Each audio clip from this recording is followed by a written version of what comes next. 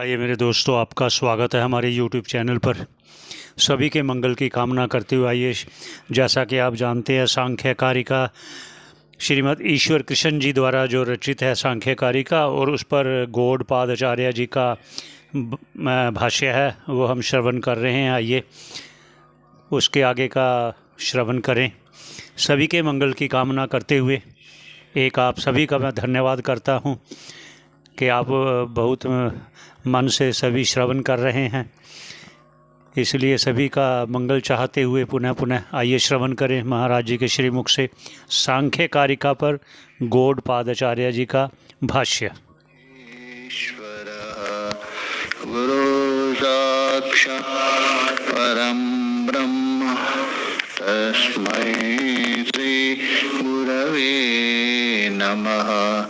ओम शांति शांति शांति। हम लोग सांख्य दर्शन को लेकर विचार कर रहे, उसमें भी अभी तक ये विचार हुआ कितने तत्व है और कौन से प्रमाण के द्वारा उनका ग्रहण होता है। बीच में पूर्व पक्षी ने आक्षेप किया, एक नियम है, जो वस्तु विद्यमान है, वर्तमान है, उसकी उपलब्धि होती है। यदि अस्ति चेत तरी उपलब्धव्या। तो प्रधान और पुरुष यदि है, उसकी उपलब्धि होनी चाहिए। उपलब्ध नहीं हो रहे, प्राप्त नहीं हो रहे, इसका मतलब है नहीं। तो सिद्धांति ने कहा ऐसी बात नहीं है, संसार में भी देखा जाता है, कोई वस्तु है होने पर भी उपलब्ध नहीं होता है। उसके लिए 8 कारण बता दिया। 8 कारणों में एक भी कारण हो, विद्यमान वस्तु भी उपलब्ध नहीं हो सकती। अति दूरात है, अति सामीप्य है, इंद्रिय घात है, व्यग्र चित्त है, सूक्ष्म होने से व्यवधान है, और निगभाव होने से, और समान अभिहारा, इन कारणों से। उसके बाद आगे पूछ रहे थे कि अच्छा ठीक है, मान लिया ये जो 8 कारण है उसमें एक भी यदि है उपलब्ध नहीं होते, तो प्रधान और पुरुष की उपलब्धि क्यों नहीं हो रहे, कौन से कारण से, उसको लेके देखिए बता रहे। भूमि कभी थोड़ी सी है। एवं च अस्ति किम अभ्युपगम्यते। एवं च अस्ति बोल तो ये बात है, 8 प्रकार तो कारण है। ये जो आपने कहा ठीक है, एवं च अस्ति किम अभ्युगम्यते, पर इनसे क्या सिद्ध हुआ। 8 कारण जो है इनसे क्या सिद्ध हुआ, 8 कारण रहने दो। तो इसलिए किम अभ्युगम्यते अर्थात किम स्वीक्रियते, अगर क्या सिद्ध हुआ उसी का अर्थ कर, अर्थात प्रधान पुरुषयोरपि एतयोर व अनुपलब्धि केन हेतुना। जो प्रधान और पुरुष है उसकी अनुपलब्धि हो रही है, किसकी, प्रधान के और पुरुष। इनमें से किन कारणों से, जो 8 कारण है, 8 में 8 कारण से अथवा किन कारणों से, तो ये बोल रहे हैं प्रधान पुरुषयोरपि एतयोर, एतयोर बोल तो इनमें बताया हुआ, अनुपलब्धि केन हेतुनः, अर्थात कौन से हेतु से, इन 8 कारणों से। केन च उपलब्धि, किन हेतुओं से उसकी उपलब्धि नहीं हो रही, किन कारणों से, और उपलब्धि हो रही है उसका कारण कौन है। जो 8 कारणों में किस कारण से ये अनुपलब्धि है और इनकी उपलब्धि हो रही है वो किस कारण से, प्रश्न है। तदुच्यते, उसे कोई उत्तर दे रहे कारिकाकार। देखिए कारिका देखिए, पहले अनुपलब्धि के लिए हेतु दे रहे हैं और उत्तर में उपलब्धि का हेतु दे रहे हैं।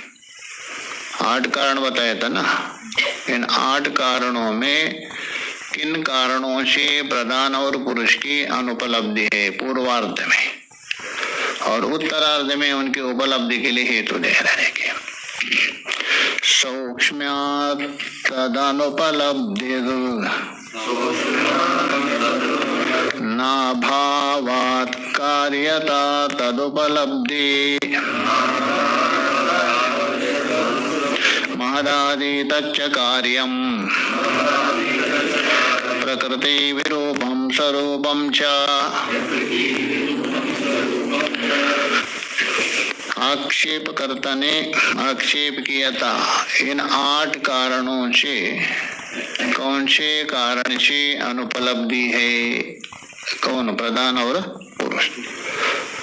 तो सिद्धांति बता रहे, सुनना चाहते हैं, सुनो। सूक्ष्म्यात्, उसमें एक सूक्ष्म्यात् कारण आया था ना, सूक्ष्म होने से। कल मैंने बताया था हमारे आंख के सामने अनेक वायरस घूम रहे किंतु उपलब्ध नहीं हो रहे। इसका मतलब नहीं है ऐसा नहीं, उसका कार्य देखा जाता है। इन्फेक्शन, घाव होने से इन्फेक्शन होता है ना, उसी से। तो वैसे यहाँ बता रहे सूक्ष्म्यात्, अत्यंत सूक्ष्म होने के कारण तद अनुपलब्धि, तद बोल दो, वे दोनों प्रधान और पुरुष की अनुपलब्धि हो रहे हैं। इसलिए बोला सूक्ष्म्यात् तद अनुपलब्धि न अभावात्, वंद्यापुत्रवत्, वंद्यापुत्र की अनुपलब्धि है अभाव होने से, सूक्ष्म होने से नहीं। वंद्यापुत्र सूक्ष्म है इसलिए उपलब्ध नहीं हो रहे, ऐसे नहीं। वंद्यापुत्र का जो अनुपलब्धि है, क्यों, अभावात्। प्रधान और पुरुष की जो अनुपलब्धि अभाव से नहीं, अभाव बोल तो उनका सत्ता नहीं है, अस्तित्व नहीं, इसलिए ये नहीं। इसलिए न अभावात्, अर्थात अभावाद अनुपलब्धि नास्ति किंतु सूक्ष्म्यात्, सूक्ष्म होने के कारण उसकी उपलब्धि नहीं हो रही। अच्छा ठीक है, मान लिया 8 जो कारण बताया था उसमें एक सूक्ष्म्यात् था, तो सूक्ष्म होने के कारण होने पर भी इसकी उपलब्धि नहीं हो रही। किंतु उपलब्ध तो होना चाहिए ना, यदा कदा किसी ना किसी से, जिस कारण से उत्पन्न उपलब्ध न हो, अन्य से तो उपलब्ध होना चाहिए। तो उसको उत्तर दे रहे, देखिए कार्यता तद उपलब्धि। कार्यता बोल तो उनका जो कार्य है उस कार्य से उसकी उपलब्धि बोल तो विद्यमान सिद्ध होता है। प्रधान का जो कार्य है पीछे भी बताया था, ये जो महदादि है त्रिगुणात्मिका है, मास से लेकर अहंकार आदि, ये कार्य है, विकृति है। इसका मतलब इसका कोई ना कोई त्रिगुणात्मिक कारण है। कार्यम दृष्ट्वा कारणम अनुमीयते, इसलिए कार्य के द्वारा इनकी उपलब्धि होती। कोई बोले कार्यतः तद उपलब्धि, कार्यता मतलब कार्य से तो उनकी उपलब्धि बोल तो विद्यमानता सिद्ध हो जाती है। कौन है वो कार्य उनका? अच्छा, प्रधान का कार्य कौन है? यद्यपि पुरुष को कार्य से आप सिद्ध नहीं कर सकते क्योंकि वो प्रकृति भी नहीं है, विकृति भी नहीं, बताया था ना पीछे, ना प्रकृति है न विकृति, उसका कोई कार्य नहीं है और वो किसी का कार्य नहीं, इसलिए पुरुष को कार्य से सिद्ध नहीं कर सकते। पुरुष को सिद्ध कर सकते हैं जड़ में चेतनवत प्रतीति हो रहे, पीछे बताया था।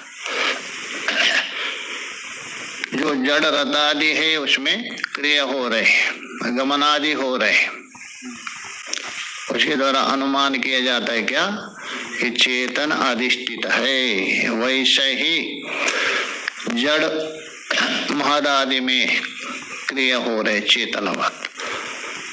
ये जो चेतनवत क्रिया हो रहे, इनको चेतन प्रदान करने वाला, सत्ता प्रदान करने वाला कोई ना कोई है उस अनुमान से, यहाँ कार्य से नहीं।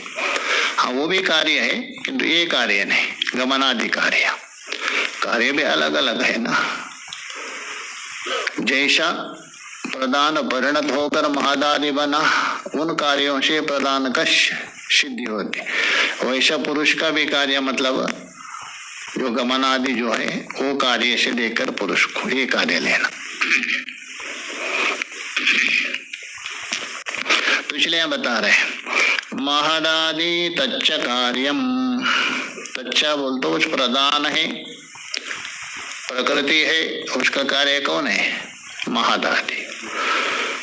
उस महदादि कार्यों को देखकर इसका कारण कौन है प्रधान त्रिगुणात्मिका है, ये सिद्ध होता है।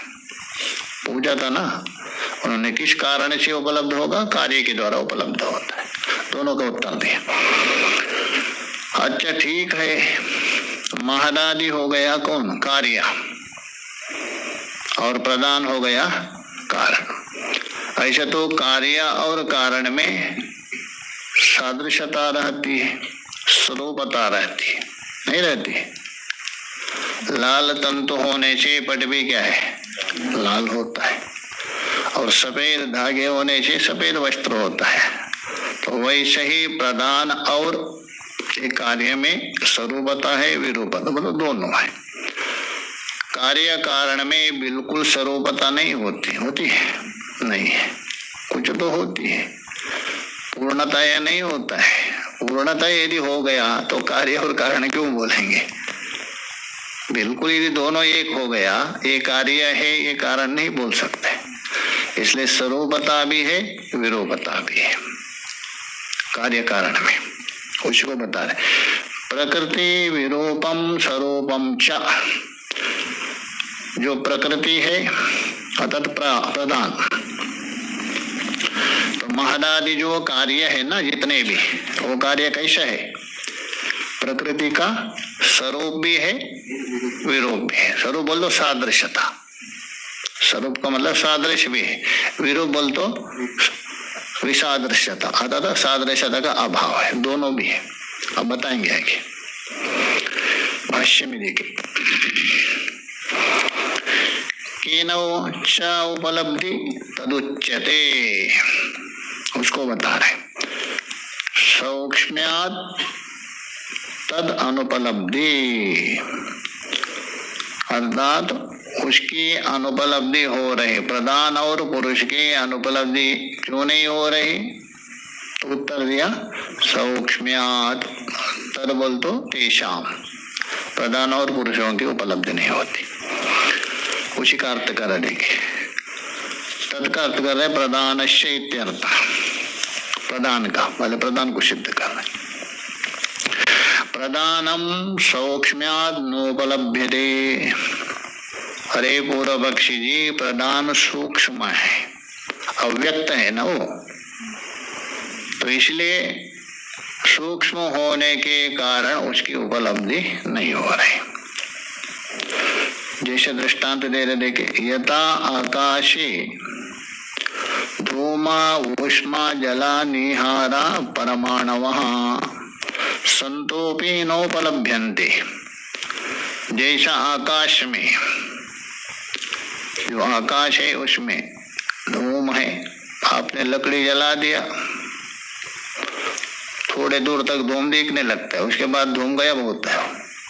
आकाश में है क्या नहीं, यदि नहीं तो कहाँ गया वो, आकाश में है, धूम है, ऊष्मा जल को गर्म किया, बाष्प होकर उड़ गया ऊपर। आपने गैस के ऊपर जल रख के गर्म करने के लिए गए, घूमने के लिए भूल गए, आते समय जल बिल्कुल समाप्त, तो ऊष्म होकर आकाश में गया।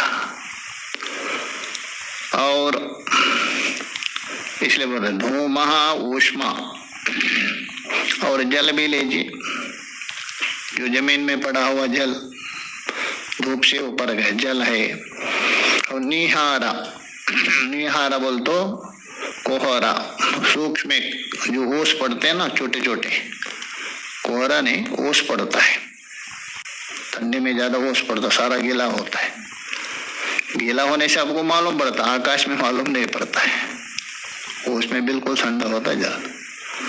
तो निहारा, उसके जो परमाणु, वहां परमाणु बोल तो सूक्ष्म जो कण है, ये आकाश में रहने पर भी कौन कौन, धुआं है, ऊष्मा है, जल है और निहारा, उसके छोटे छोटे कण आकाश में है किंतु उपलब्ध नहीं होता है। वैसे ही संतोपि नोपलभ्यन्ते, वैसे ही प्रदान होने पर भी सूक्ष्म के कारण उसकी उपलब्धि नहीं होती। नोपलभ्यन्ते कथम तरली तदुपलब्धि। अच्छा ठीक है, सूक्ष्म होने के कारण उपलब्ध नहीं हो रहे, किंतु उसकी उपलब्धि कैसे होगी ये तो समझाओ। तो बता रहे कार्यता तदुपलब्धि, जो कार्य है ना उसका विकृति, उससे उसकी उपलब्धि होगी। क्यों? कार्यम दृष्ट्वा कारणम अनुमीयते, ये नियम है। कार्य को देखकर कारण का अनुमान किया जाता है। ये जो कार्य अपने आप नहीं हुआ है, इसके पीछे कोई ना कोई कारण आवश्यक है। अस्ति प्रधानम कारणम यस्य इदं कार्यम, प्रधान कारण है प्रकृति, जिसका ये महादादि क्या है, सब कार्य है। 23 जो व्यक्त है उसका कार्य है, इसका प्रधान कारण है। बुद्धि अहंकार, बुद्धि बोलता महतत्व, अहंकार है, पंच तन्मात्र बीच बताता हुई है, एकादश इंद्रियाणि पंच महाभूतानि एवं तत्कार्यम, ये 23 हो गया कार्य। तो ये 23 यदि कार्य है, इसका कोई ना कोई कारण है, वो प्रधान है।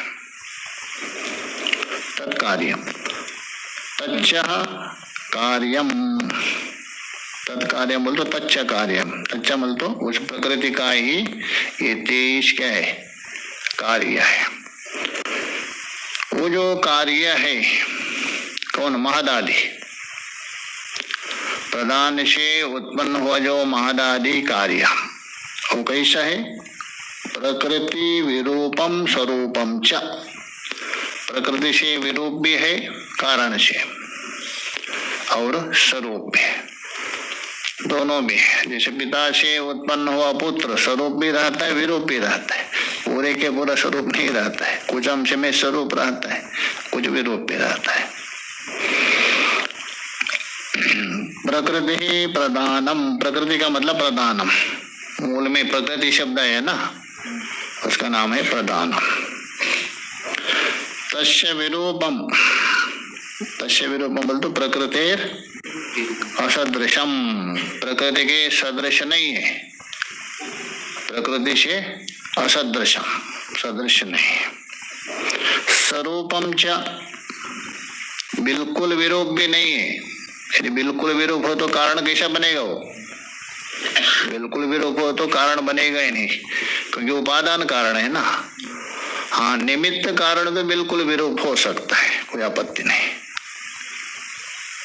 निमित्त कारण है। जैसा घट का निमित्त कारण दंड है, घट से बिल्कुल विरूप हो सकता है। तो इसलिए स्वरूपम च, वो कार्य स्वरूप भी है, किसे, कारण से। स्वरूप का अर्थ करे समान रूप अथवा सदृशता, समान रूप कहिए अथवा सदृश कहिए। जो कार्य को असत्य क्यों मानते हैं? आगे आएगा तो उस प्रसंग आगे आएगा। आगे का प्रकरण वही है, उनको खंडन करने के लिए 5 हेतु देंगे अगले कारिका में, अगले कारिका में वही आएगा। तो समान रूपम, समान बोल दो सादृश्य रूप। यथा लोके भी सृष्टि कर रहे, यथा लोक में संसार में पितुः तुल्या यह पुत्रो भवति अतुल्यश्च, पिता के तुल्य भी है, समान भी है कुछ अंश को लेकर, और कुछ अंश को समानता भी नहीं, दोनों है। पुत्र ने घट भी देखे और पट भी देखे, तंतु को, तंतु के जो गुण है कुछ उसको लेकर सदृश है, लाल तंतु हो पट लाल होगा, सदृश हो गया। किंतु तंतु में तंतुत्व धर्म है, पट में विदृश्य हो गया, भिन्न हो गया, तो इसलिए भिन्नता भी है। कार्य भी भिन्न होता है, पट को ओढ़ सकते, तंतु को नहीं ओढ़ सकते, कार्य भी भिन्न होता है, इसलिए दोनों है। पितु तुल्या यह पुत्रो भवति अतुल्यश्च, पिता के सदृश भी है और असदृश भी है। येन हेतुना तुल्यम अतुल्यम तद उपरिष्टाद वक्ष्यमाह, जिन जिन हेतुओं से इनमें समानता है और साधर्म्य और वैधर्म्य का जो शुभ, साधर्म्य कही और वैधर्म्य एक ही अर्थ है। जिन जिन कारणों से इनमें साधर्म्य है और वैधर्म्य है, साधर्म्य बोलो सदृश, वैधर्म्य बोल तो असदृश, ये दोनों आगे बताएंगे। उपरिष्ट बोल तो आगे इनको स्पष्ट करेंगे। आगे आक्षेप करते हैं बौद्ध आदि देके, जो असत कारणवाद मुख्य रूप से 3 मानते हैं।